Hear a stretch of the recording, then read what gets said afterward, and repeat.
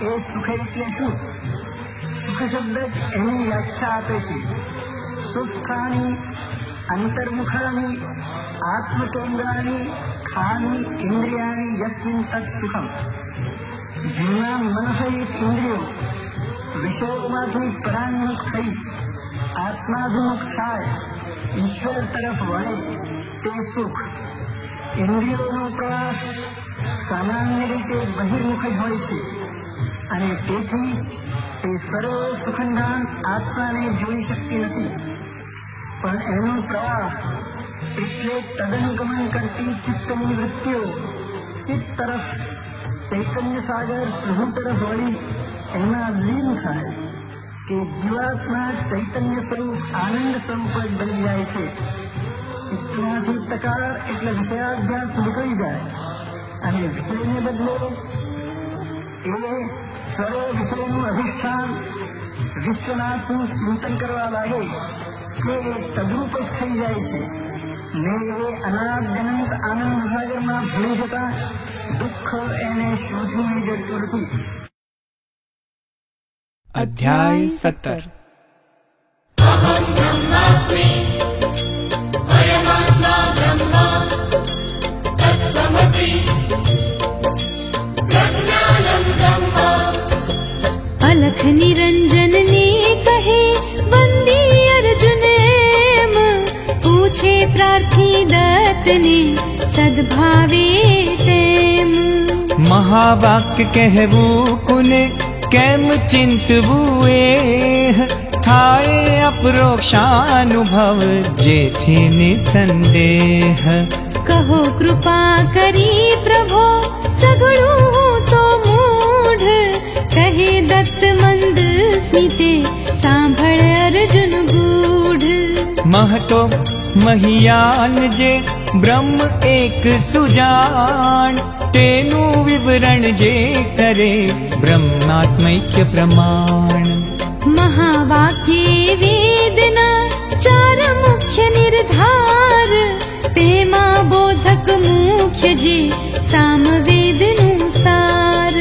શ્વેત કેતુને અરુણ એ કથે પરી પરિજાણ, તત્વમસી મહાવાક્ય એ તે તું છું રૂપમાન. ધ્યાન દઈ સાંભળ નકી થાશે સાક્ષાત્કાર, સાધન સિદ્ધ થતા સુખે થાય મૂઢ ભવ પાર. નિત્યાનિત્ય વિવેક એ પહેલું સાધન જાણ, ઇહા મૂત્ર વિષયે સદા વિરાગ બીજું માન. ચિત્તે વિષયો જો વસે થાય ના કદી ધ્યાન, માટે વિષય ત્યાગને આપે શ્રેષ્ઠો માન. મન શમન ઇન્દ્રિય દમન વિષયો પરથી તેમ, શીતોષ્ણાદિક સહન જે તિતિક્ષા પણ એમ. ગુરુ વચને શ્રદ્ધાને સમાધાન મન માય, યથા પ્રાપ્ત સંતોષ જે શત સંપત્તિ થાય. ત્રીજું સાધન આ નક્કી મોક્ષેચ્છા ચતુર્થ, મુક્તિ માટે તડપડે થાય વ્યાકુળ તદર્થ.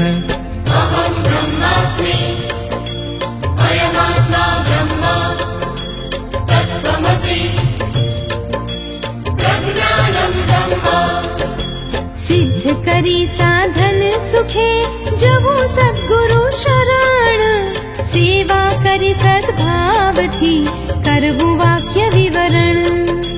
સદાચાર રત જે સદા પૂરો જ્ઞાને તેમ, નિજાનંદમાં મસ્ત જે બ્રહ્મનિષ્ઠ ગુરુ એમ. તચ્છરણે ભ્રમ ક્યાં રહે આડાવડા બોલ, જેના શાસ્ત્રો સર્વે કાઢે માયા પોલ. ષડલિંગે તાત્પર્યનું ચિત્તે ગ્રહણ શ્રવણ, કરતા એ સદભાવથી રહે ન ભ્રાંતિ ક્ષણ. ઉપક્રમોપસંહારની એક વાક્યતા જાણ, પ્રથમ લિંગ અભ્યાસને અપૂર્વતા ફળમાન.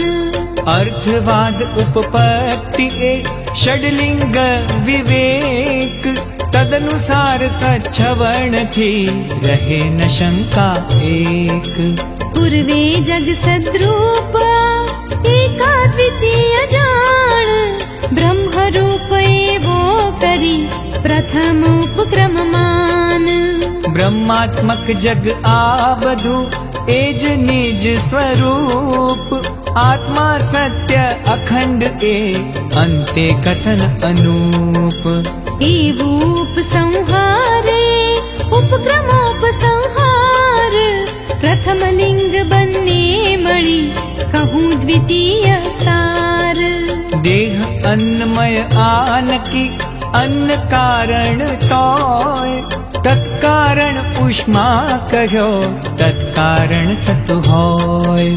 सन्मूलक प्रजापति सत प्रतिष्ठा जान सत ब्रह्म सत आयतन प्रथम अभ्यास मान।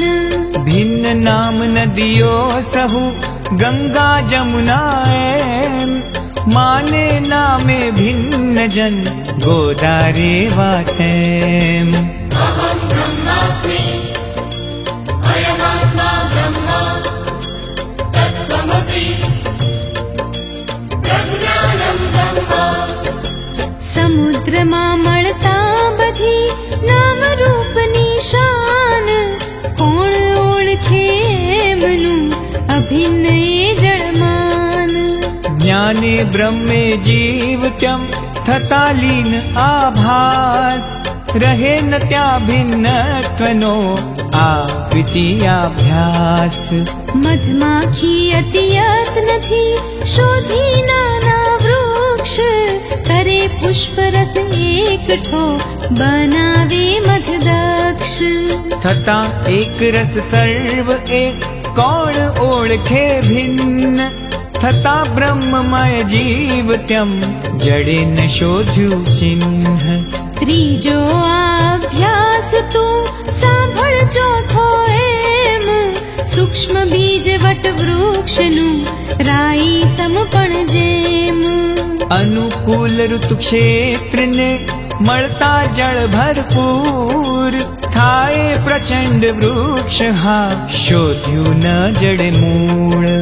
तेरी ते सद ब्रह्म सूक्ष्म जगत कारण काल दैवादिक थकी थाए विश्व गहन। तत्त्वमसि ते ब्रह्म तु चौथो अभ्यास सांभळ पंचम जे थकी रहे न मिथ्याभास। मीठू अर्णव मां बने धरे नाम आकार पाछू अर्णव मां भळे थाय तद्रूप सार। तेम जीव ब्रह्मे मळे त्यजी नाम ने रूप थाय ब्रह्ममय पांचमो ए अभ्यास अनूप। वृक्ष शाखा तोड़ता मरे वृक्ष न खास थाय डाली निर्जीव तेम जीव उदास। शरीर पड़ता ना पड़े मरता न मरे ब्रह्म रूप अखंड भिन्न देह थी तेह। श्री दत्त दत्त कलिकारक दत्त दत्त दत्त भयहारक दत्त दत्त दत्त रिपुमारक दत्त दत्त दत्त कुलकारक दत्त। जन्म मरण तेने नहीं तत्वमसि प्रमाण छठो अभ्यास तू आगळ सप्तम जान। आंखे पाटा बांधीने चोरो मानस एक लई गया देशांतरे वन वगड़ा मां छेक। वस्त्रालंकारो बधा लूटी चोरो जान मुकीए ने एकलो गया सर्वस्वस्थान।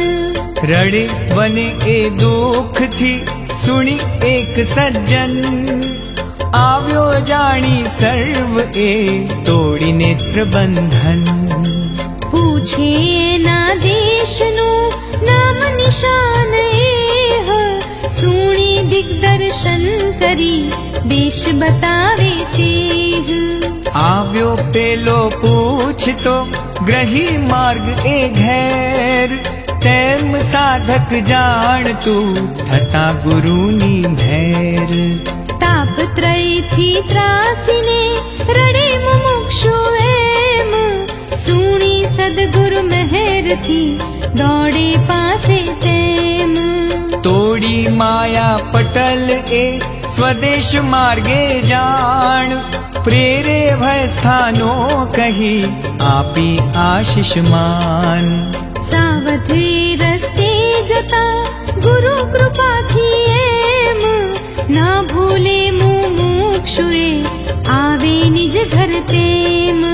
मार्गदर्शक श्री गुरु आपे सत्वर ज्ञान, ज्ञाने ब्रह्मे तत्क्षणे भळे जीव निर्माण। माते गुरु बिन मोक्ष न कहे वेद अनुभव, कहूँ अभ्यास आठमो टाळे समूळ भव। अंत काळे रोगी ने थता त्रिदोष जान, थाए व्याकुल ए अति रहे न काई भान। वेदत्त योगेश्वर वासुदेव श्रीपाद श्री वल्लभ नारसिंह।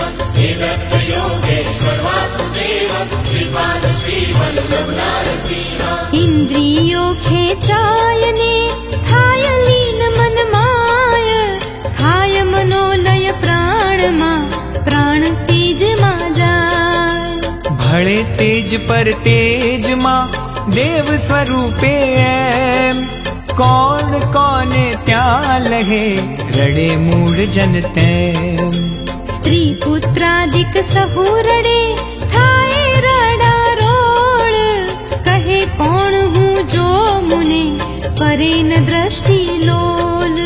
थई लीन ते ना परे दृष्टि पाची जान, अभ्यासे त्यम देहनु जता समूल भान। थाय इंद्रियो लीने चित्त माहे तेम, चित्त प्राण मा प्राणपण शमी तेज माएम। शमे तेज पर तेज मां पर ब्रह्म मा जान, अनुकूलाभ्यासे क्षणे समरस जीव प्रमाण। कोण कोने ओळखे ज्या द्वैत नालेश, थता विस्मृति मौत थी फरी भोगवे क्लेश। जन्म मरण परंपरा टळे न कायम त्याय, थता लीन अभ्यास थी भ्रांति समूल जाय। शरीर भान गळे सहु नावे कदिये मौत, जन्म कदापि थाय ना ए तो जीवन मौत। आठमो अभ्यास आ सांभळ नवमो तेम, राजदूतो चोर ने पकड़े जानी जैन। जो ना थाय कबूले तप्त शूल आझाल, एम कही झलावता बड़े हाथ तत्काल। पाप फल एवू नकी दंडे दूतो एम, मानी एने चोर ए करे दयान तैम। निराकार साकार सर्वे यदार्थ, हरिले प्रतिश्वास तेची दत्त। होय चोर नाए यदि बड़े न शूले हाथ, राजदूत छोड़ी मुके आपी मान साक्षात। निर्भिमान निर्लेप जे छूटे ते पण एम, उभय लोक थी तेहने करे मुक्त यम तैम। नवमो अभ्यास तो सांभळ दईने ध्यान, तत्वमसि प्रत्येक थी जान ब्रह्म सुजान। लिंग द्वितीय आनकी अपूर्वता तृतीय, चाले ना प्रत्यक्ष त्या ब्रह्म ए अतीन्द्रिय। अखंड निष्कल ब्रह्म है छेक निरंश जान,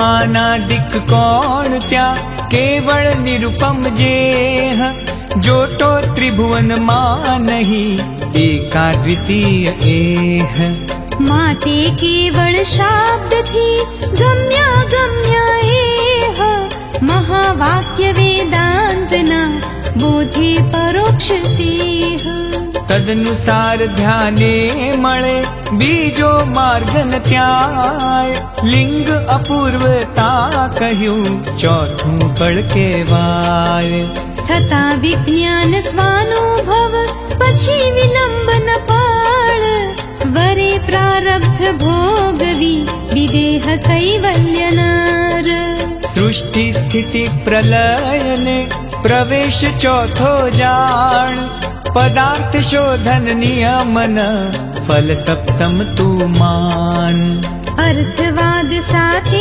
मळी पंचम लिंग प्रमाण उत्पत्ति आ विश्वनी थाय ब्रह्म थी मान स्थिति प्रलय पण ब्रह्म मा थाय सर्वनो तेम व्यापक एकज सर्व मा करे प्रवेश एम अहं ब्रह्मास्मि अयमात्मा ब्रह्म तत्त्वमसि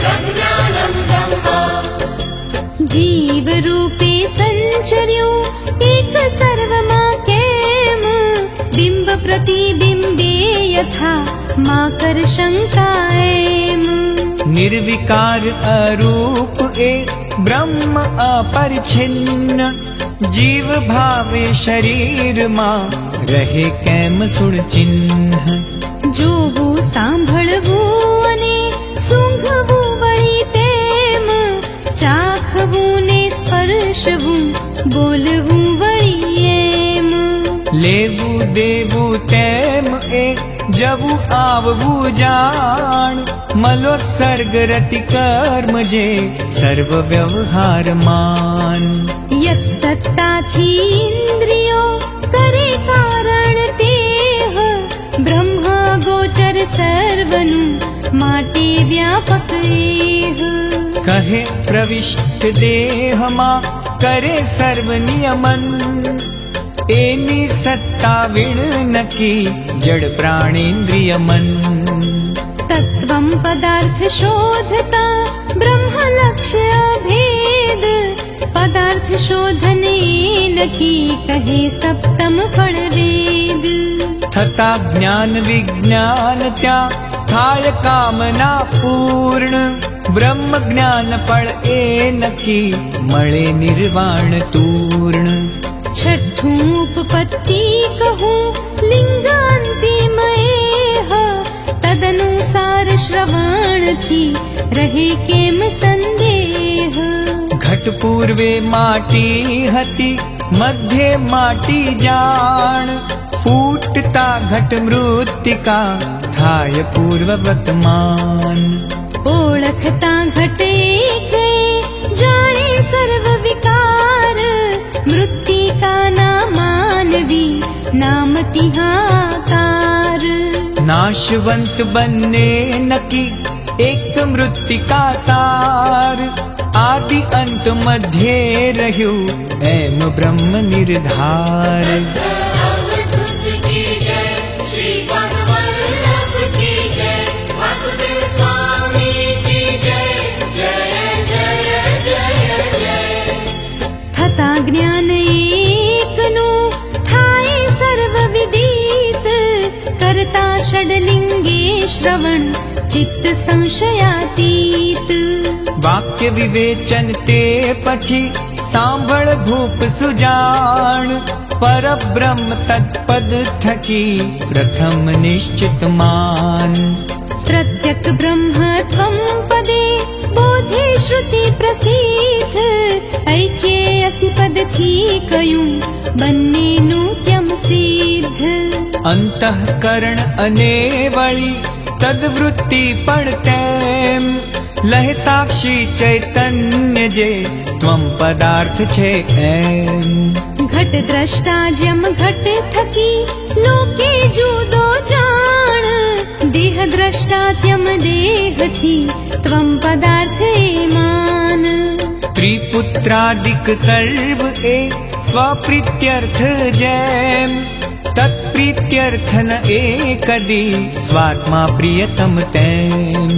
त्वं पदार्थ सुख रूप माटे ब्रह्म स्वरूप, एज सत्य चीत नकी एवं ऐक्य अनूप। पड़े देह तोए कदी टूटे ना स्वप्रेम, लागे हूँ सदा त्वं पदार्थ सत्यम। जबू आवू मन तणु तेम बुद्धि विकार, जाग्रत स्वप्न निद्रा तणा जाने अनुभव सार। वण स्पर्शे विकार ने बुद्ध्यादिक ने जेह, आपे चुंबकवत गति त्वं पदार्थ चिद एह। देहेन्द्रिय चित्तादि सकल जड़ संघात, आपे चेतन चले त्वं पदार्थ साक्षात। निर्विकार साक्षी स्वयं बोध लक्षण जान, त्वं पदार्थ चित्तादिथि निश्चय जूदो मान। श्रीमद् वासुदेव स्वामी दया देकारक पददायी, श्रीमद् वासुदेव स्वामी दया देकारक पददायी। तत्पदार्थ कहूँ हवे सांभळ आपी ध्यान, टाळे सकलानर्थ ने थता यथार्थ ज्ञान।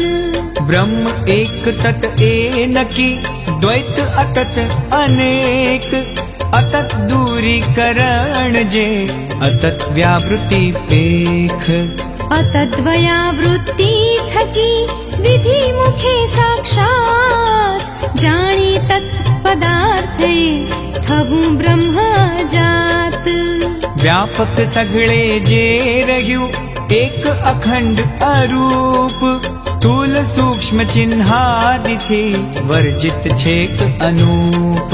सच्चिद आनंद रूप जे भूमा स्वयं प्रकाश, परमात्मा पर ब्रह्म तत्पदार्थ ते खास। सर्वेश्वर सर्वज्ञ जे सर्वशस्त्र समान, अनंत जे जाण्या थकी थाय सर्वनु ज्ञान। जीव रूपे सर्वमा करी प्रवेश तेम, करी नियंत्रण सर्वनु निर्विकार जेम। आपे जीवो ने स्वयं अलिप्त कर्मनु फल, पर ब्रह्म परोक्ष ए तत्पदार्थ निर्मल। विरुद्ध त्वं पदार्थनु तत्पदार्थ थी एम, अपरोक्षनु परोक्ष थी थाय ऐक्य एकेम। एवी शंका जो उठे कहूँ दृष्टांत एक, विचारता ए साम्य थी शंका टळे अशेख। देवदत्त राजा हतो अवंतिका माएक, फरे हाथी पर बेसीने जुवान लहरी छेक।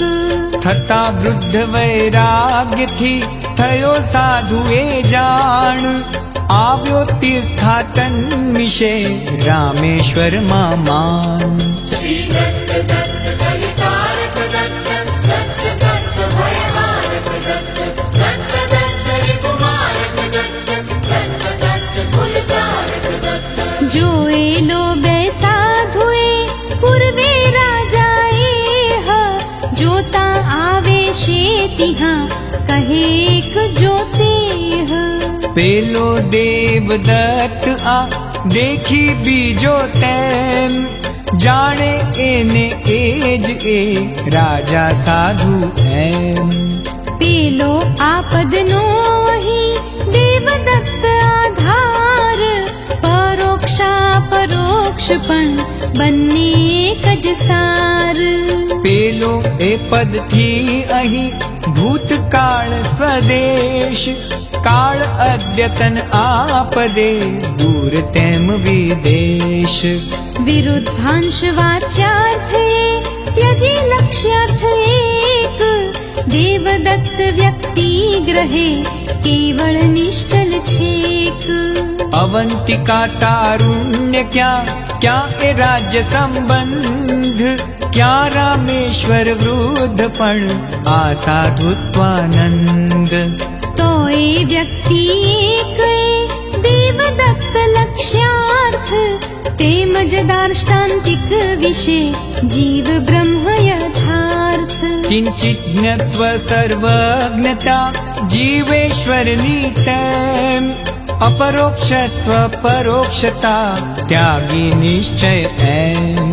सुख दुःखान्वितता तथा कर्तृत्व भोक्तृत्व जान, अपरोक्षत्वादिक सहु त्वं पदवाच्यार्थमान।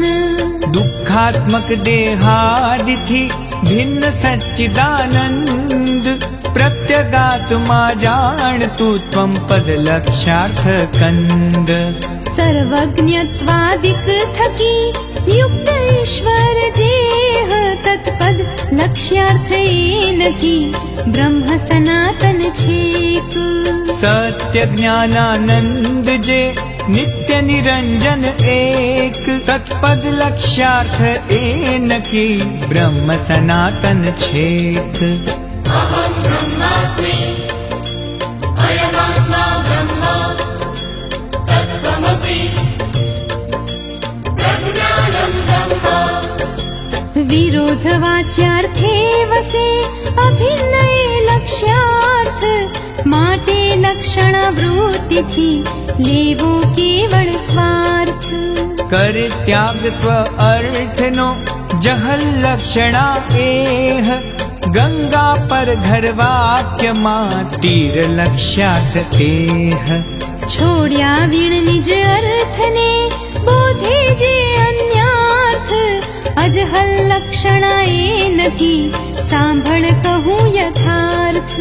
राख धान चकला थकी कहता एम यथार्थ, रक्षे पशु थी पण सुधी ए अजहल लक्ष्यार्थ।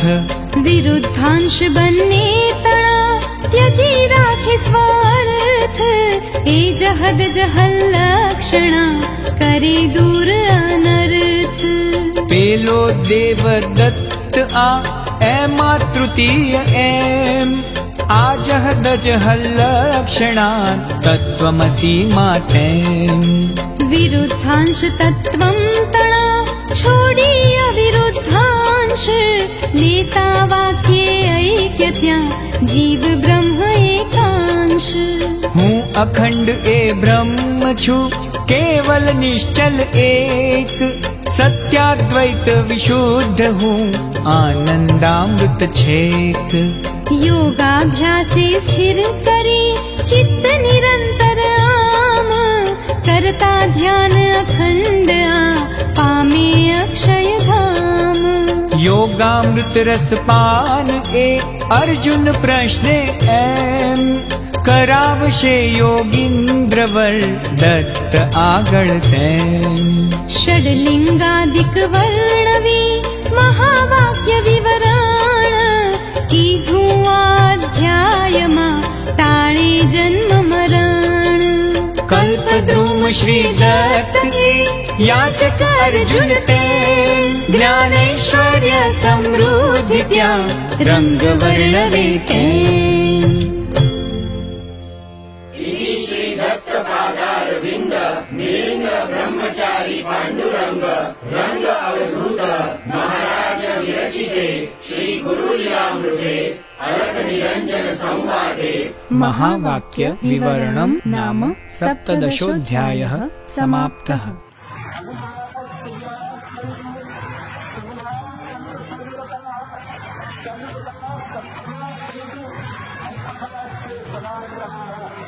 अबुधः सुबुधः सन्तु सुबुधः सन्तु सद्व्रतः सद्व्रताः सत्पथा सन्तु सत्पथाश्च सदाग्रः।